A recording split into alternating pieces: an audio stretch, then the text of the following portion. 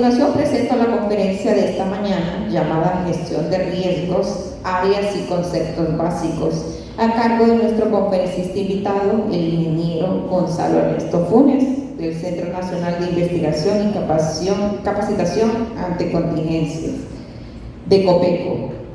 Antes de darle paso al ingeniero Gonzalo, me permito leer un resumen de su biografía. Gonzalo Ernesto Funes Sierra es experto profesional del área de ingeniería industrial y de sistemas computacionales con más de 24 años de experiencia en posiciones de dirección y toma de decisiones en gestión integral de riesgos de desastre en Honduras, uno de los países más vulnerables a nivel mundial ante los riesgos climáticos. Posee amplio conocimiento sobre el sistema político, institucional y operativo en áreas como prevención, preparación, respuesta y recuperación. Su trayectoria incluye roles importantes como ser director del Centro Nacional de Investigación y Capacitación para la Atención de Contingencias, CENICAC, director de Gestión de la Prevención y director de Tecnologías de la Información y Comunicación en la Secretaría de Estado en los despachos de Gestión de Riesgos y Contingencias Nacionales, COPECO. Sin duda, un currículum muy rico. Estimado ingeniero González, estamos muy agradecidos con usted por su presencia en esta mañana, por compartir su tiempo y su conocimiento con nosotros. Sea bienvenido y lo recibimos con un fuerte aplauso.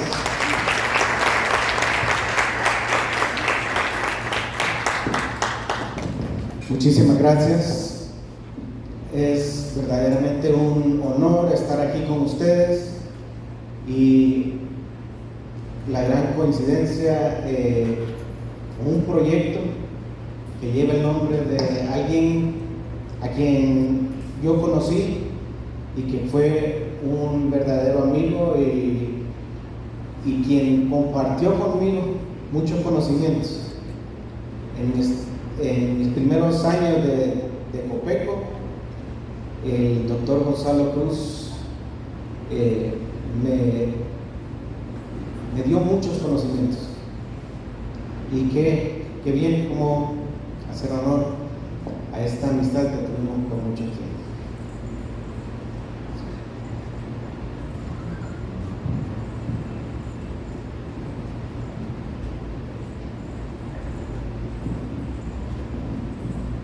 Ok, le cambiamos un poquito el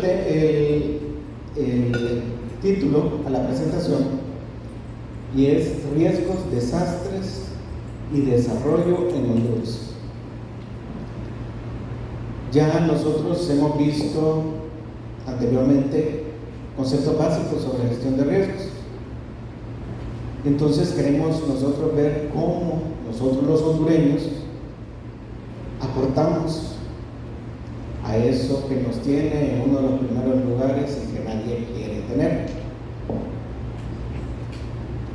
Vamos a iniciar con un pensamiento que nos dejó Buda, y es que si queremos conocer el pasado, entonces tenemos que ver el presente, que es el resultado, y si queremos conocer el futuro, tenemos que igualmente ver el presente. Con el desarrollo de la presentación van a ir viendo las cosas que hemos venido haciendo por generaciones y qué es la que nos tiene en la situación en la que estamos. Pero está en nosotros, todos ustedes y nosotros, y que podamos cambiar y que podamos hacer algo mejor y poderle heredar a nuestras futuras generaciones una mejor situación y salir de ese primer lugar en el que hemos estado por mucho tiempo. Eso lo vamos a ir viendo poco a poco. Solo para recordar, sabemos que es una amenaza, es el factor externo del riesgo, es todo aquello que nosotros no podemos controlar. Una inundación, muy difícil la podemos controlar. Un huracán no lo podemos controlar, un terremoto no lo podemos controlar, una sequía tampoco la podemos controlar. es algo que está adherido a la naturaleza y es como la naturaleza se expresa ante nosotros. Factor externo, porque no podemos controlar. Tenemos el siguiente, que es la vulnerabilidad, y ese es el factor interno, todo lo que nos hace a nosotros, los seres humanos, proclives a ser afectados por una amenaza. Y eso nosotros, como hondureños, andamos muy mal. Aquí vienen aspectos como aspectos físicos, donde construimos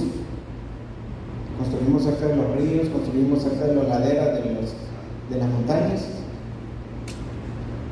¿Con qué material construimos? Tal vez no es el adecuado.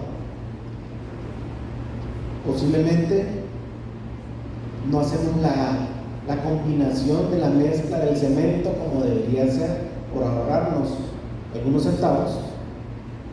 No hacemos la mezcla como debe ser, o si el diseño de la estructura dice que necesitamos utilizar varilla de tal grosor, por ahorrarnos dinero, compramos una más delgada. ¿Y qué hace esto? Ponernos en riesgo y poder ser afectados por una amenaza. El riesgo es en sí la relación que hay entre las amenazas y las vulnerabilidades, y por lo general se expresa en términos de pérdidas en vivienda, pérdidas en infraestructura vial, pérdidas en infraestructura social, pérdidas en agricultura.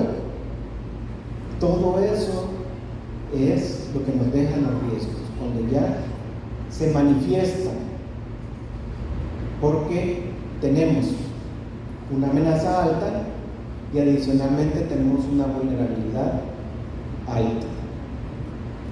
La vulnerabilidad, como les decía, son varios factores, desde físicos, económicos, culturales, educativos, sociales, que nos van haciendo más propensos a ser afectados por una amenaza. Y eso es lo que pesa más en nosotros los hondureños. Aquí, como podemos ver, les vamos a demostrar cuál es la diferencia entre amenaza y vulnerabilidad. Para ustedes, ¿cuál sería la amenaza que tenemos aquí? Sí. Que está cerca del río,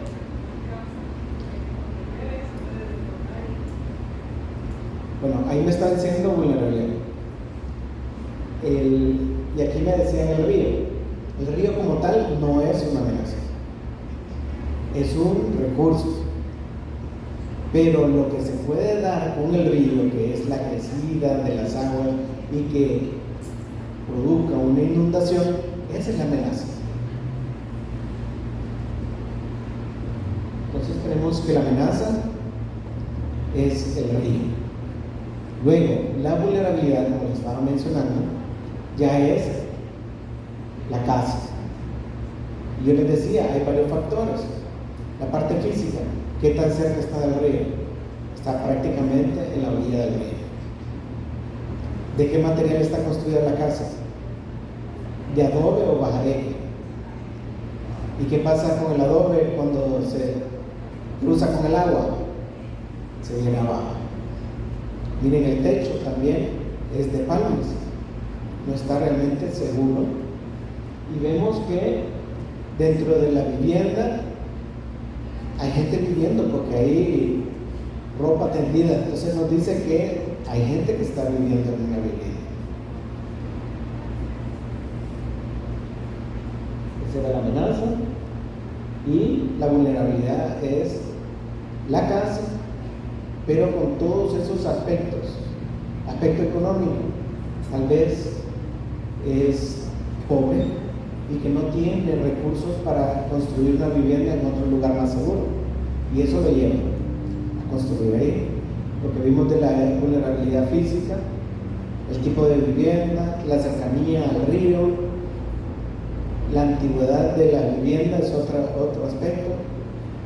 Luego, los aspectos culturales y sociales.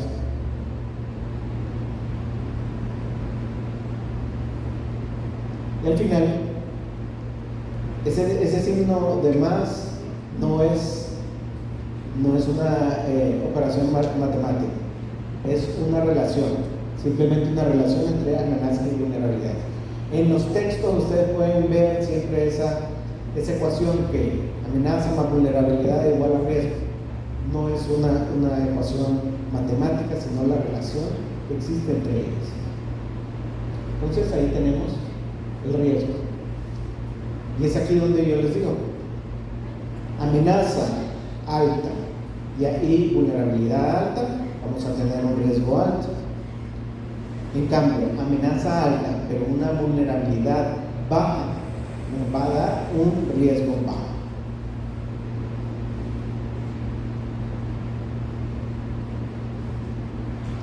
Otro concepto, solo para recordar, un evento adverso es todo aquello que cambia la actividad normal nuestra. Sabemos que cuando se manifiesta una amenaza, vamos a tener complicaciones porque ya no vamos a hacer nuestra vida normal, porque posiblemente nos tenemos que ir a un albergue, nos van a dar no sé qué comida, y cambia todo nuestro diario vivir, cambia con el simple hecho de ser afectado por un evento adverso.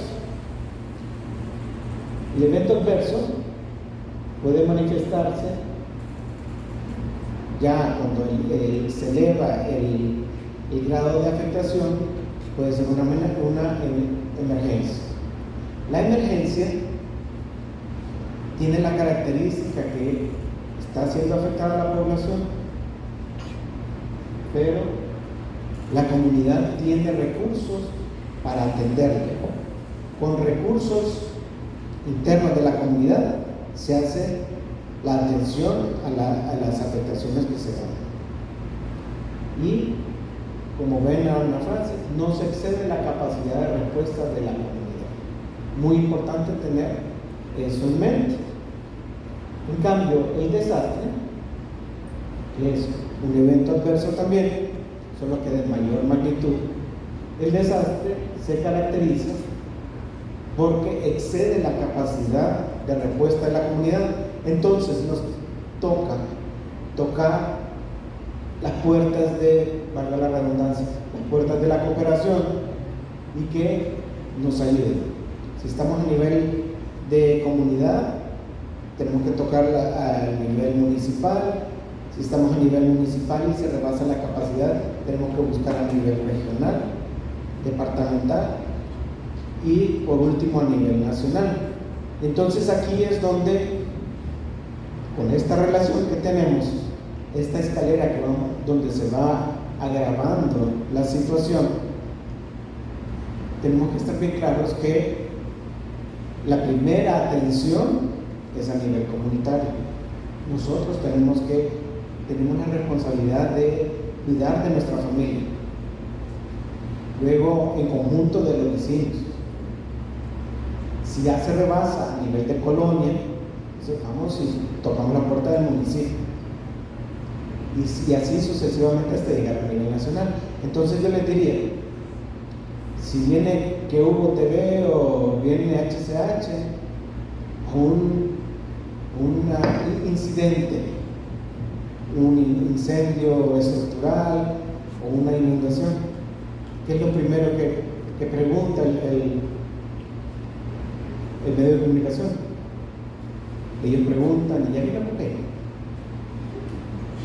Pero está mal, porque hasta la ley nos dice que los responsables iniciales de nuestro resguardo somos nosotros. Y entonces aquí hacemos válido el lema que tienen los de Cruz Roja. Primero yo, segundo yo, tercero yo y siempre yo. Entonces nosotros tenemos la responsabilidad. No podemos decir, es que el gobierno no ha venido, no nos ha traído. No. ¿Qué hicimos para? Ya hicimos limpieza, ya hicimos algún tipo de desagüe, ya llevamos a la gente a los albergues. Eso tenemos que hacerlo nosotros. Y no esperar que el gobierno actúe a través de Copeco, porque estamos hablando que pueden pasar 72 horas para que Copeco pueda salir por todos los trámites que hay que seguir. Entonces las primeras 72 horas son responsabilidad nuestra, de nosotros los individuos. Ahora vamos a ver la relación. ¿Cómo es que las amenazas están al pie de la batalla con nosotros? Sabemos que, y ustedes lo están viendo ahorita, el tema del cambio climático. El cambio climático se vino a quedar. Y ahora lo pudimos ver estas últimas semanas. Hemos estado en la temporada de huracanes, pero no ha habido uno tan solo que nos haya afectado. A puras vaguadas hemos estado en emergencia, en alerta roja, porque el país está altamente vulnerable. Desde Mitch hemos ido construyendo y acrecentando más esa vulnerabilidad. Entonces, vamos a ver el primer componente, que son las amenazas. ¿Por qué Honduras está altamente amenazada? Primero, vemos que en relación al resto de países, nosotros tenemos mucha afectación en cuanto a sequía, inundaciones, olas de calor, tormentas, incendios forestales. Y las cifras son grandes en comparación al resto de países. Luego, en el tema sísmico, que era el tema que manejaba el doctor Gonzalo Cruz, ahí tenemos cómo es que Honduras está afectada en el tema sísmico. Mayor afectación en el sur, Choluteca Valle, porque estamos muy cerca de la confluencia entre placas. Luego, la parte occidente está en anaranjado, es la que le sigue. Posteriormente está la amarilla, que es como una amenaza media en cuanto a sismos, que es la faja central de nuestro país. Y por último tenemos la que tiene menor amenaza sísmica, es el oriente de nuestro país.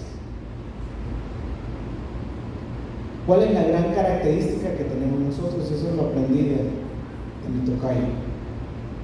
La ventaja que tiene Honduras, y que anteriormente decían Honduras está exento de terremotos. No es así. Lo que pasa es que nuestro país está completamente en una sola placa. No hay diferencias de placas. Entonces nosotros como país nos movemos según se mueve la placa. Y la mayor parte de los terremotos que se dan en nuestro país son por movimientos de fallas internas. Que el país está con muchas fallas en todo su territorio. Y aquí podemos ver, miren, Honduras no está exento. Miren la cantidad de puntos rojos y se manifiestan casi en la distribución que tiene el mapa. La mayor parte de los terremotos se ven que es en la parte del sur, occidente, y luego va disminuyendo hacia gracias a Dios. Y luego vemos que también en la parte de las islas, que es donde se han dado los terremotos más fuertes, y la parte del Caribe es donde está la confluencia entre la placa donde estamos nosotros, la del Caribe, y la del norte, la de Norteamérica. Y eso tenemos que siempre estar pendientes, porque ya vimos que en el 2009 tuvimos un evento grande y ese se dio justo ahí en la confluencia de las placas. Y hemos tenido otros eventos grandes, Marale, Llorito, hemos tenido cerca de Tela y otras que se han manifestado en Olancho. Todo eso es más por movimientos internos o fracturas que tenemos dentro del territorio.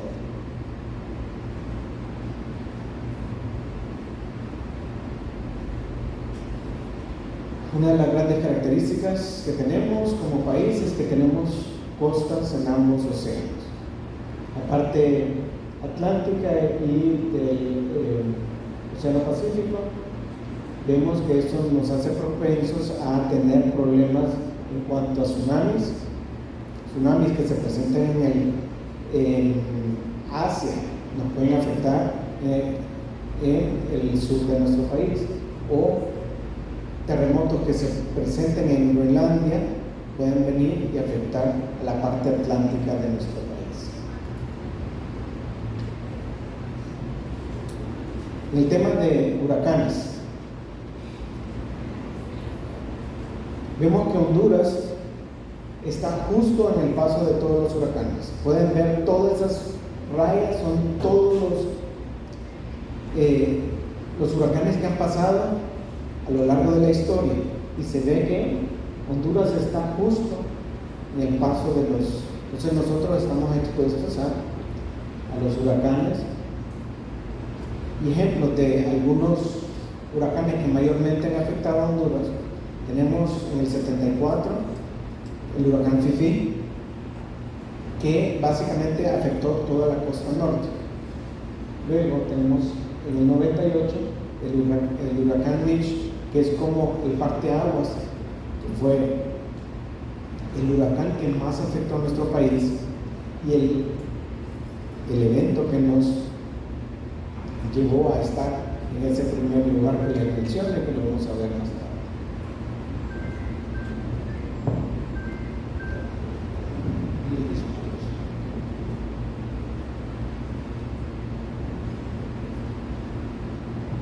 Mitch fue un evento que nos marcó y es donde vemos lo mal que anda nuestro país. Empezamos a mejorar ese nivel de vulnerabilidad, pero se dio que ETA y IOTA nos afectaron con la diferencia de una semana. ¿Y esto a razón de qué? Lo que les decía, tenemos el cambio climático. Nunca en la historia de Honduras se había visto 2 huracanes tan seguidos. Pero es por eso. El cambio climático viene a darnos estos resultados: mayores lluvias, mayores inundaciones, sequías más extensas. Todo eso es lo que estamos ahorita viviendo gracias al cambio climático. En el tema de las sequías, que es un fenómeno recurrente, nosotros tenemos serios problemas. Todos los años tenemos en el sur, por Cedeño, ahí se da todos los años, y tenemos gente que se ve afectada año con año. Pero adicionalmente al sur tenemos que hay partes del litoral, partes de, gracias a Dios, que año con año están siendo afectadas también por las marejadas. Y aquí este es un ejemplo.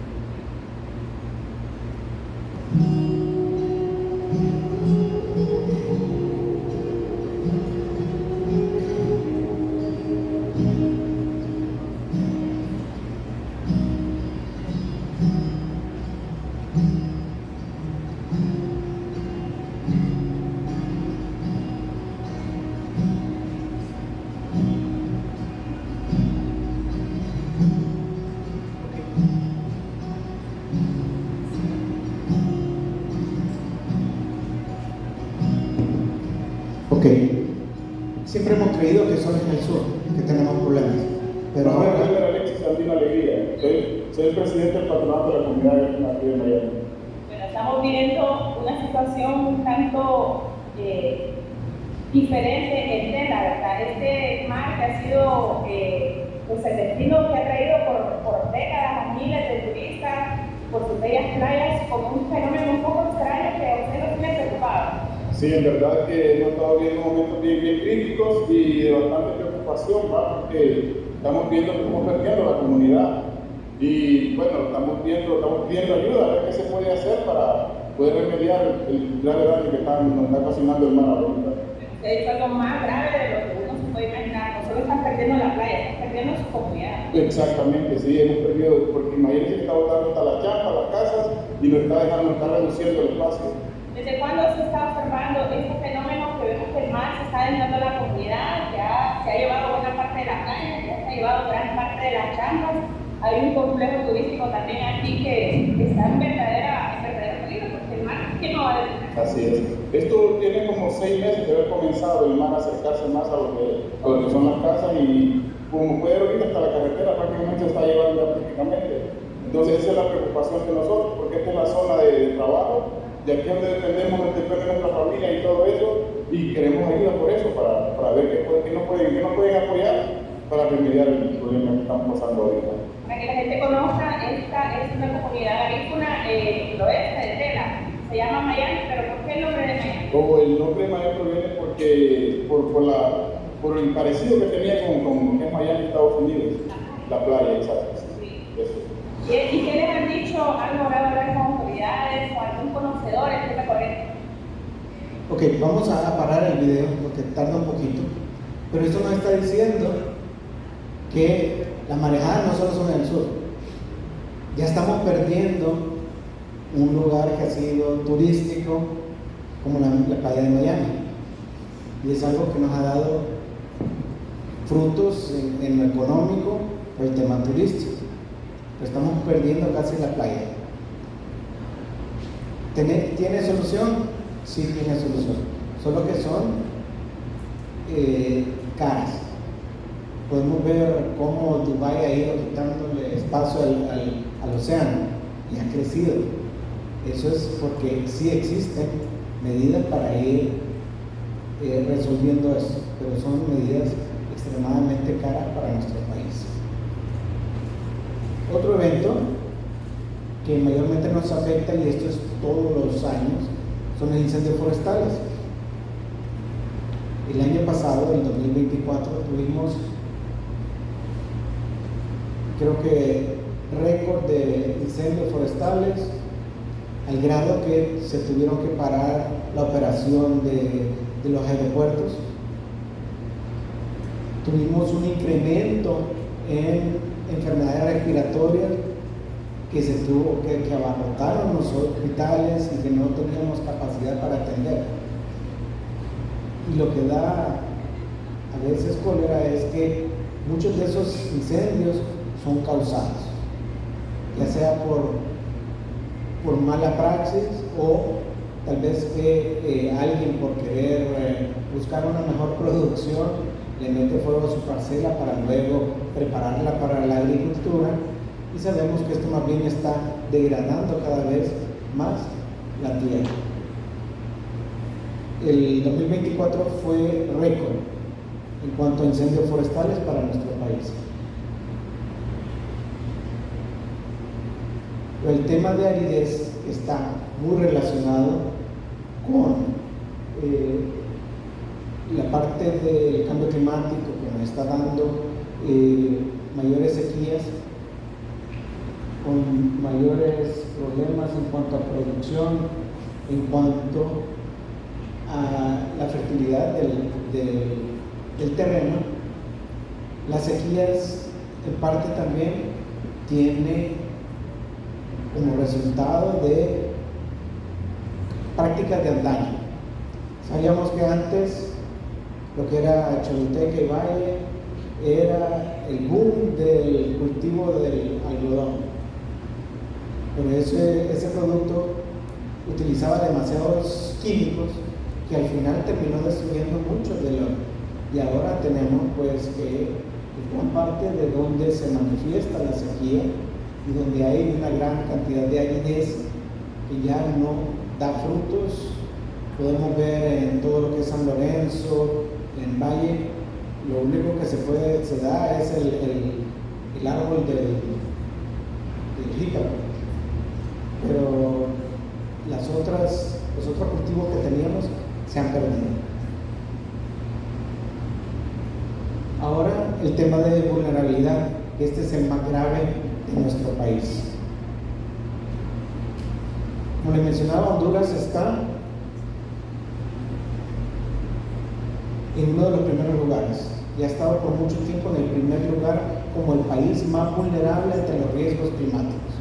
Cuando Mitch nos disparó directo al primer lugar, luego se empezaron a hacer actividades, a mejorar la situación, a mejorar la conciencia de nuestros pobladores y se fue mejorando. Llegamos hasta casi el puesto número 30. Pero en 2020 vimos que tuvimos un evento extraordinario, que es la presencia de dos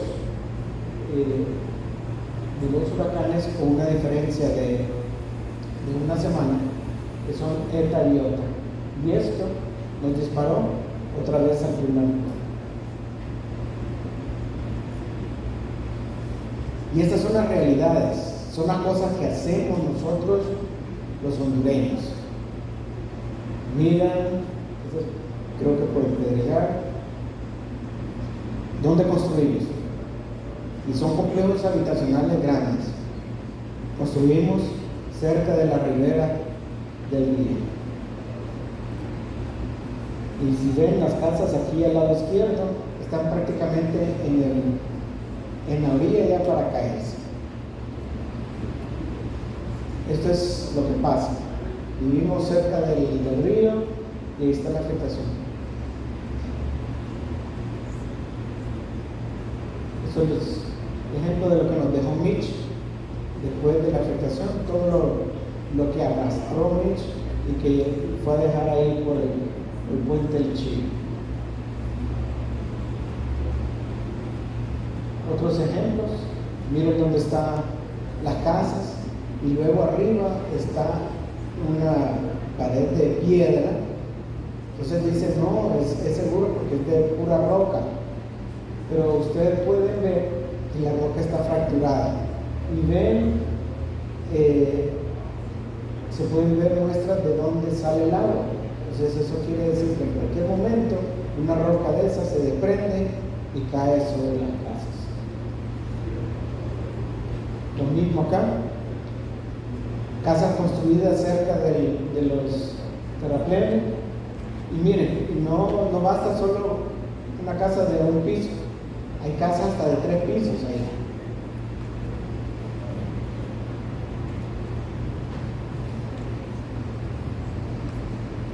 Aquí tenemos un ejemplo de una colonia que era de las más seguras que tenía Tegucigalpa en los años 70, que es la de Izaguirre. Era de las más seguras, ahora está con muchos problemas. ¿Y esto por qué? Por nuestra forma de construir. Empezaron a construir a lo loco, a hacer pegues de aguas servidas y sin ningún reglamento. Al final se fue infiltrando toda esa agua que estaba con las tuberías rotas y causó el deslizamiento que al final nos tiene con esos problemas.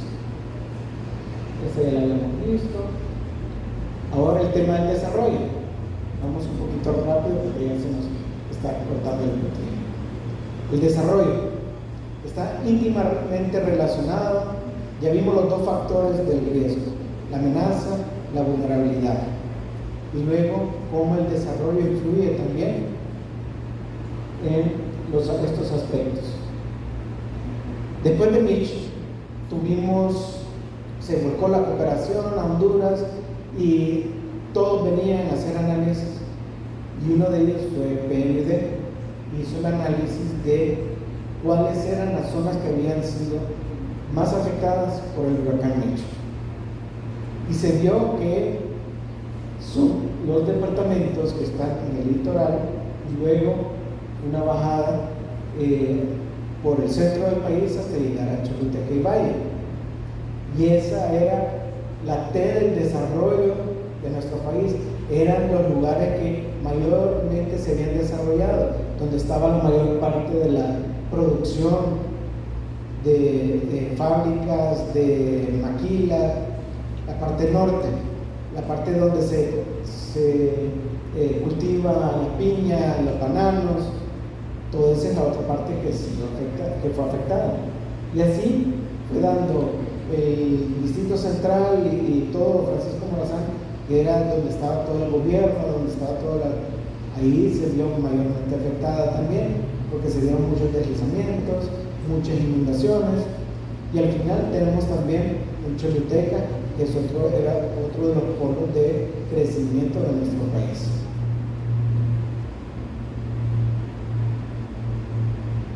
Y esto es más grave, ¿no? Así recibimos de parte de la naturaleza. ¿Y qué es lo que nosotros hacemos?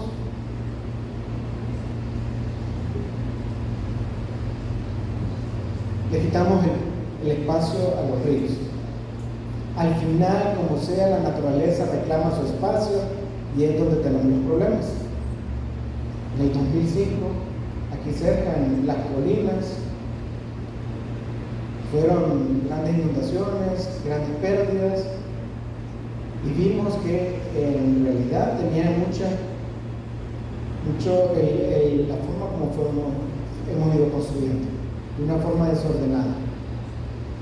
En las colinas se vio que contribuyó el embalde que hay en Molas Cacadas, en menor grado el embalde que tiene aquí la Universidad Pedagógica, la construcción de una gasolinera del otro lado del río, aquí en el Boulevard de Fuerzas Armadas, que tapó el flujo del agua, y eso trajo consigo las inundaciones que después se dieron. Entonces, una serie de factores que tienen que ver mucho con la forma como construimos. Y en gráficas podemos ver un hábitat normal. Viene la primera familia y dice: aquí me quedo. Empezamos a construir, luego vienen otros: ay, qué bonito, ¿por qué no construimos? Empiezan a construir sin hacer ninguna evaluación de lo que puede traer esa construcción. Perdón. Construimos al otro lado del río, empezamos, si ven los tubitos que salen de las casas, son los de todo el agua servida, las estamos tirando al río también, y al final nos trae que tenemos inundaciones. Pero con la forma que hemos venido construyendo, de igual forma ya se van dando humedad en los suelos porque no tienen una resistencia y se dan los deslizamientos. Al final, todo eso lo construimos nosotros.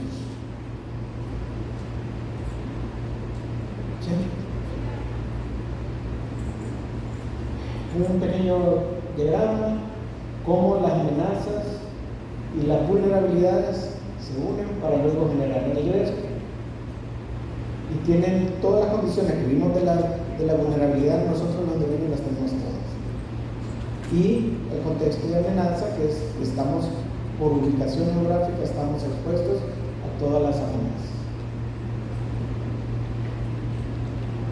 Y este es el ciclo de los desastres. Hemos estado acostumbrados del ciclo del riesgo, ahora es el ciclo de los desastres. Y esto es que tenemos riesgos, pero tenemos un desarrollo sin control, sin especificaciones, sin planificación, que al final nos trae el desastre y consigo trae una serie de pérdidas económicas, de vivienda, de infraestructura, etc.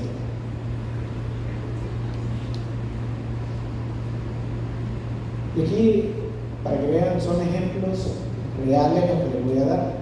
Estos son recortes de los periódicos cuando el huracán Mitch. Miren la inundación que se dio y hace 2 días nos sacaron el puente Carías con la misma foto. Distintos años, pues sí, la misma foto. Esto quiere decir que no hemos hecho mayor cosa por mejorar la situación de los capitalinos. Aquí está también un ejemplo. Tuvimos la inundación del huracán Mitch, luego en 2010 tuvimos Ágata, ya no era un huracán. Y miren los efectos que nos dejó, inundación. Entonces, el aumento viene acrecentándose por la forma de cómo nosotros construimos. Algunos ejemplos, para que vean que no es de ahorita, eso es Antiguo Cotepeque, que se fue destruida por el río Marchial. ¿Quién me dice dónde fue construido Nuevo Cotepeque?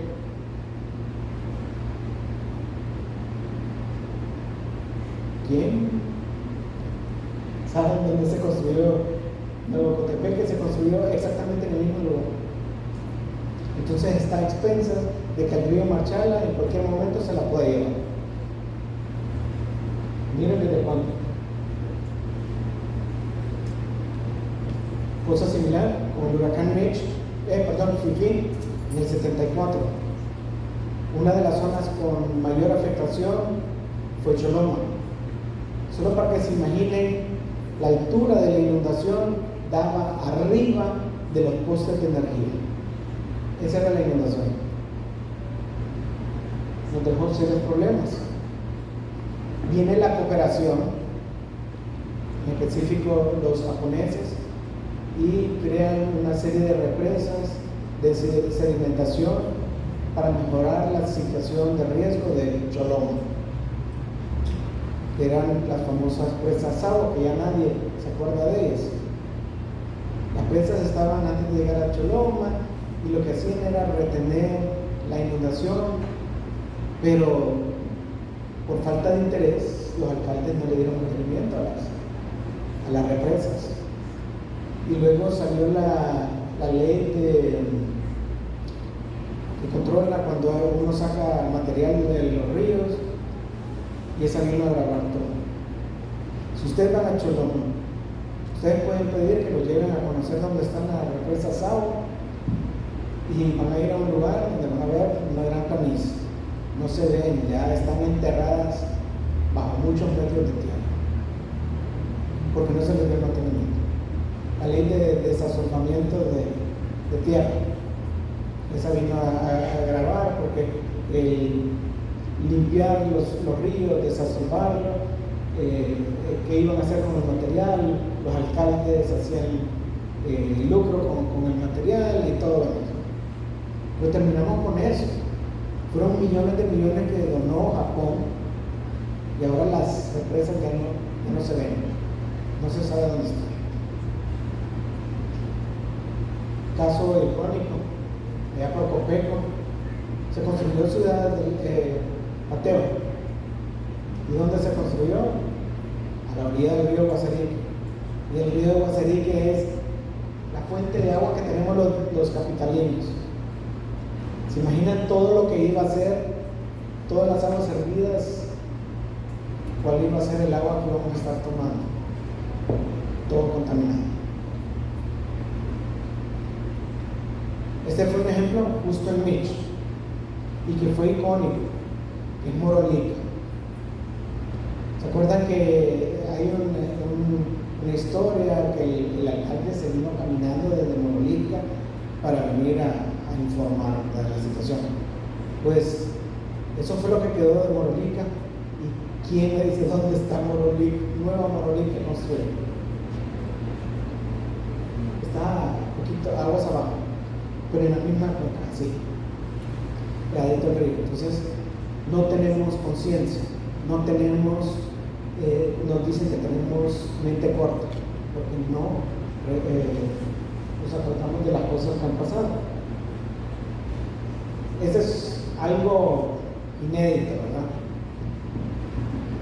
Cuando Mitch vino el Servicio Geológico de los Estados Unidos, vino PNUD, Japón, hicieron una cartografía y mapearon cómo estaba la inundación que se dio en ese año. Y miren lo que está en medio del área de inundación. El centro comercial La Isla, el mercado La Isla, está justo en medio del área de inundación. No aprendimos. Eso fue en el 98, Ágata fue en el 2010. Entonces vemos cómo se inunda el mercado La Isla. Pero lo peor, ¿dónde están ubicados los kinders y las guarderías de los niños, de los locatarios? En el primer piso. Están en el primer piso. Si miran, no tuvimos conciencia, construimos y nos da esa inundación. Vamos a ir súper rápido. Ciudad del Ángel. Ya todos sabemos el problema que se dio.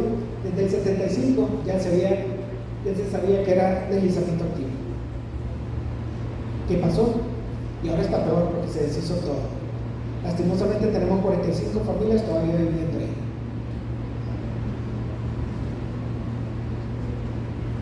Y aquí ya vamos concretando. Los desastres no avisan, los desastres no dividen por estatus legal, por estatus económico, social. Ciudad del Ángel era de clase media alta y fueron afectadas. Se asocian con pérdidas económicas grandes y obstruyen y retrasan el desarrollo. Entonces, los desastres son factores de riesgo que se producen y acumulan a lo largo del tiempo. No aprendimos, seguimos construyéndolos. Y luego se ve de nuevo cuando se presenta el desastre, digamos, ay, hubiéramos, y el hubiéramos no existe. Este es un ejemplo de lo que tenemos todos los años. Es la cantidad de basura que se saca de los mercados en Comayagüela. Y eso es lo que produce las inundaciones. Y hasta aquí llega mi presentación.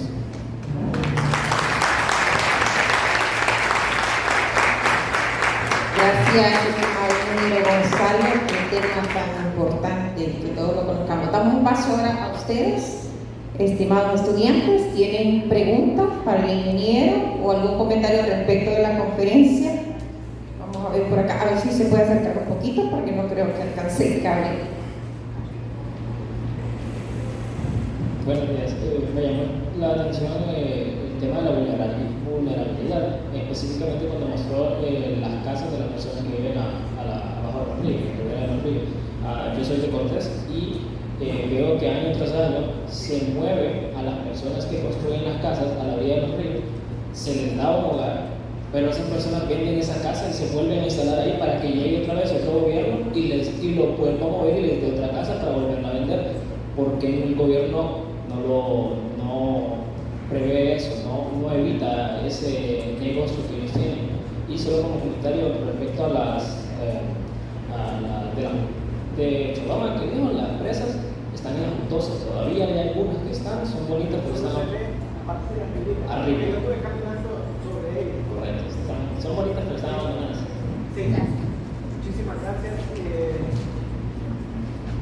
Pues ese es otro riesgo que tenemos. Tenemos dentro de nuestros pobladores gente que es damnificada de oficio, gente que está acostumbrada a me pongo aquí cerca para que se inunde mi casa, y eso lo vemos en Cedeño todos los años. La gente de los puestos, si bien es cierto, lo tienen en la playa, pero sus casas las tienen seguras arriba. Entonces ellos pierden su puesto y a ver qué me da el papá gobierno. O el caso del Chile, aquí en el distrito. Ellos tienen sus casas arriba, pero tienen otro abajo. Cuando se inunda, entonces a ver qué nos da el papá. Eso. Luego, el tema de la vulnerabilidad. Todo se debe a que no tenemos controles.